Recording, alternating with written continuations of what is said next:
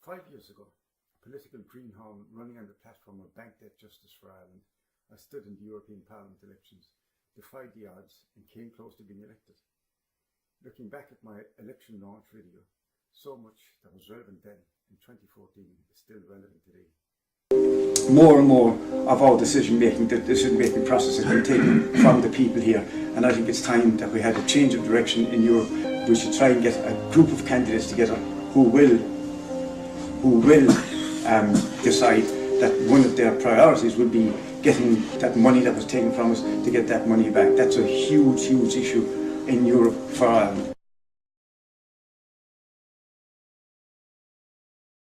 I honestly believe if we could get this off our shoulders, that we would soar as a people, because I think it's crushing the Irish spirit. And I think this is, again, you can't put any kind of value on any of this kind of stuff, but I honestly can feel it. It's crushing people's spirit that our government has been so bullied, and so weak, and allowed themselves to be dictated to, that we've given up so much sovereignty, so much of our freedom and independence, without a fight.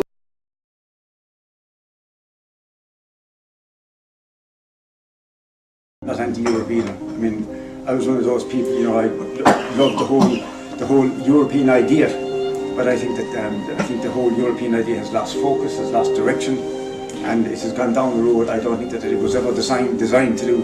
And what we are having more and more is centralised government, centralised powers, and all power are being taken from people at the bottom level. It's time that people stop and start fighting in this country, because it's not just for ourselves, it's for the future generations. A number of people, even in this campaign, have been saying, that somebody should stand up and somebody should do something, and somebody should do this and somebody should do that. And there's only so long that you can be talking about somebody. Only so long. I mean, we are the somebody. We have built this on determination.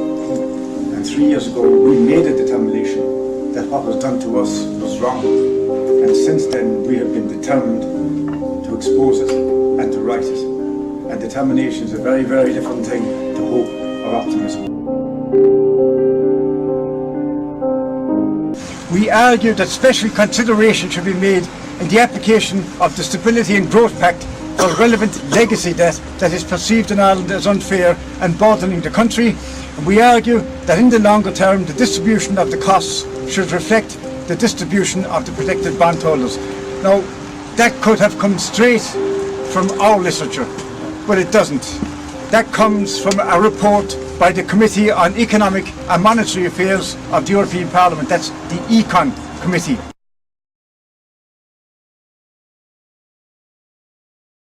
If the weather is a voice, poor Mother Ireland is weeping for paradise lost.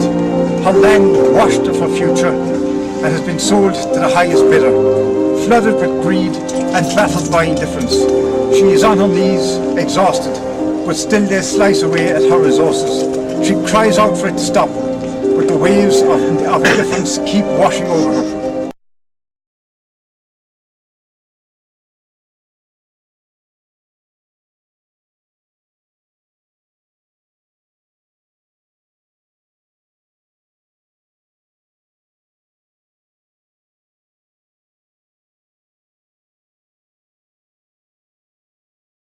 I want you to know here now, I'm not standing for you to make an impression, or to make noise, or to upset people. I'm standing to get elected.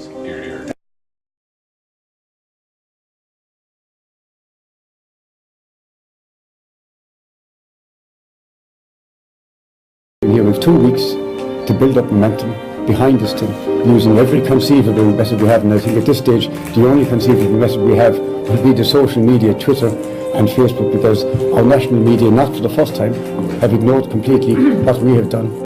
I did actually make it to the European Parliament.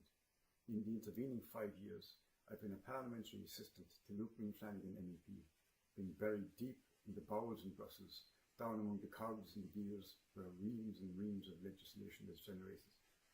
And I've learned. I've been a first-hand witness in the heart of one of the major battlegrounds in the global struggle now ongoing between the haves and the have-nots. between the 1%, like the 26 who between them own the same wealth as half the world's entire population, and the rest of us, the 99%.